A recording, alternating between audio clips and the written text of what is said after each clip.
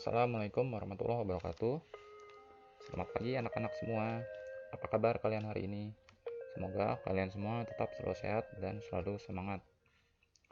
Hari ini kita akan membahas mengenai sistem ekskresi pada manusia. Langsung saja mari kita mulai. Yang pertama, apa itu ekskresi? Nah, sebelum kita mengetahui tentang ekskresi, kita coba perhatikan dulu mengenai masalah sistem pencernaan. Jadi, setiap harinya tubuh melakukan proses pengolahan zat nutrisi yang masuk ke tubuh kita melalui proses pencernaan dan mengubahnya menjadi energi serta zat-zat yang dibutuhkan oleh tubuh. Proses ini disebut sebagai metabolisme.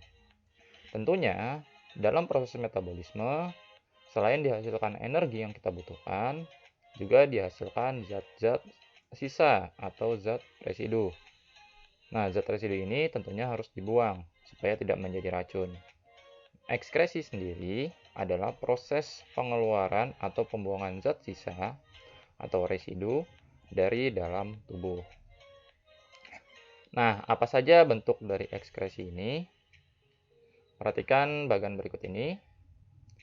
Ini adalah 4 organ ekskresi pada manusia, yaitu pertama hati, kedua ginjal, ketiga kulit, dan keempat paru-paru.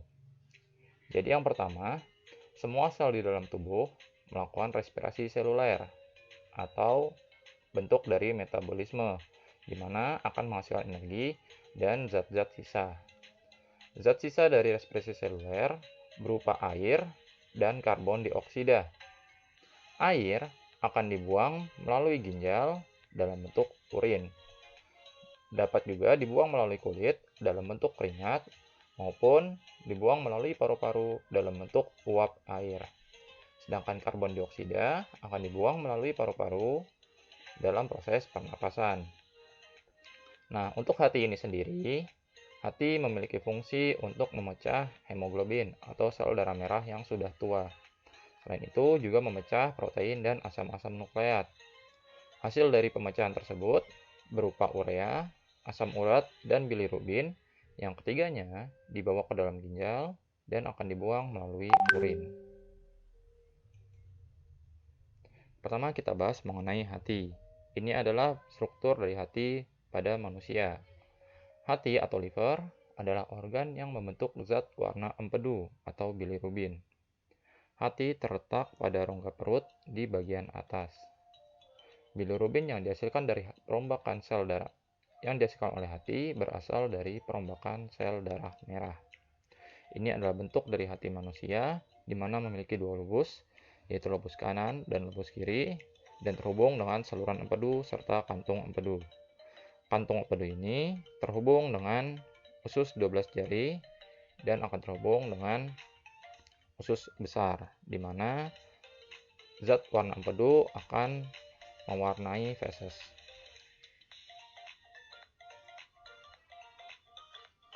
Nah, bagaimana sebenarnya skema pembentukan zat empedu pada tubuh manusia? Kita tahu bahwa zat empedu berasal dari pemecahan atau pembongkaran hemoglobin. Hemoglobin ini terdapat pada sel darah merah manusia.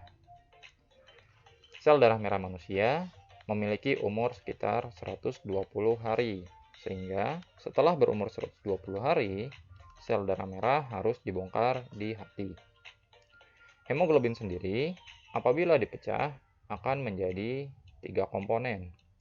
Yang pertama adalah hemin, yang kedua adalah globulin, dan yang ketiga adalah zat besi. Untuk zat besi sendiri akan dikembalikan ke sumsum tulang untuk membentuk hemoglobin yang baru. Protein globulin akan diubah menjadi berbagai jenis asam amino.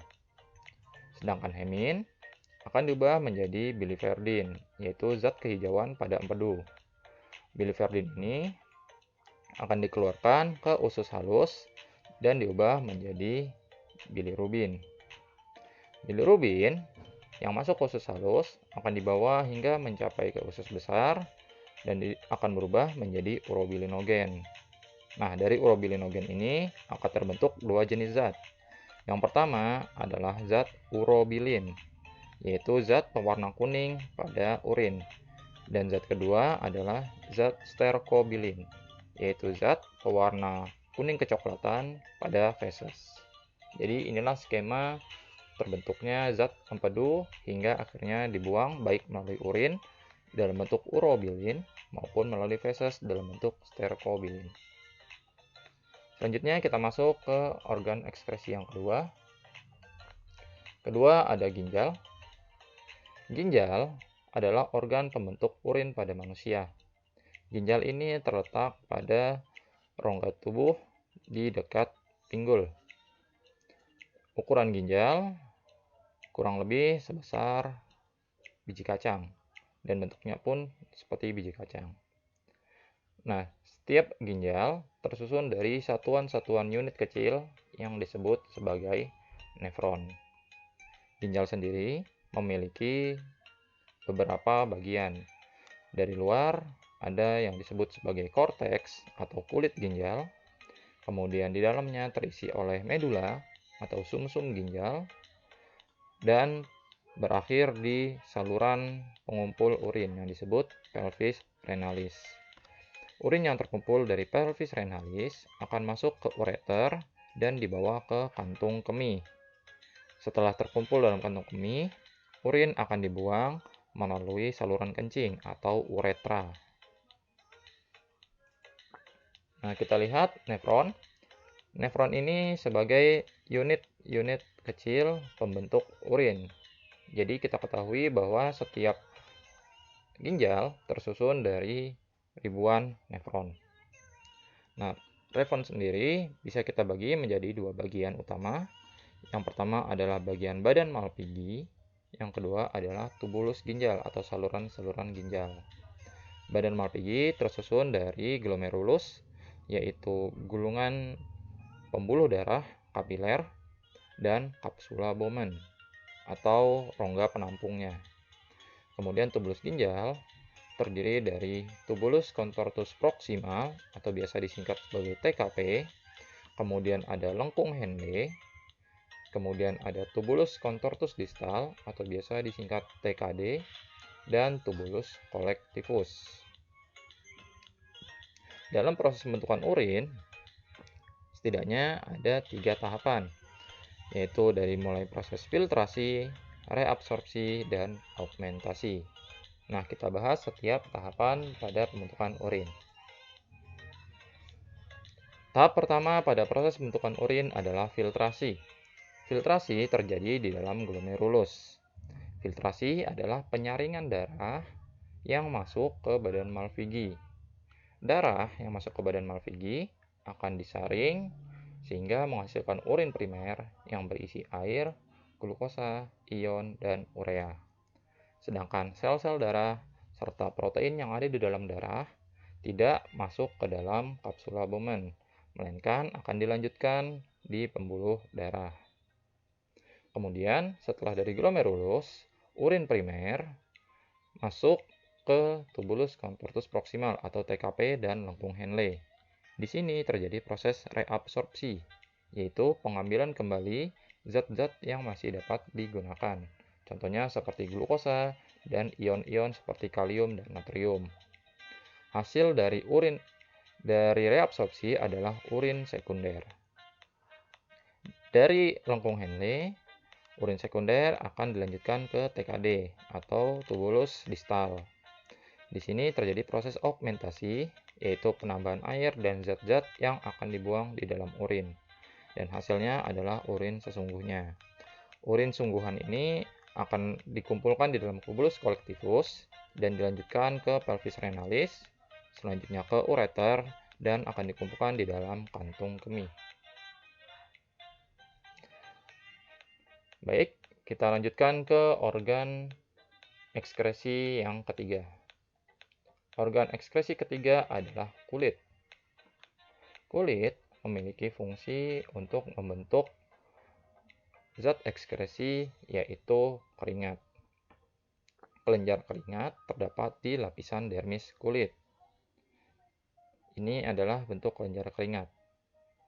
Selain kelenjar keringat, ada pula kelenjar sebasea atau kelenjar penghasil minyak yang terletak menempel di bagian pangkal rambut atau bagian folikel rambut. Selain itu, di kulit juga terdapat pembuluh kapiler dan ujung-ujung saraf. Dan di lapisan bawahnya tersusun dari lemak. Nah, lapisan pada kulit terdiri dari 3 lapisan. Yang pertama, lapisan epidermis. Epidermis adalah lapisan yang paling atas pada kulit yang biasa kita sentuh. Tersusun dari 5 stratum atau 5 tingkatan. Lapisan epidermis memiliki kulit jangat atau kulit ari yang senantiasa berganti setiap saat, dan sel-sel melanin sebagai sel pemberi warna pada kulit.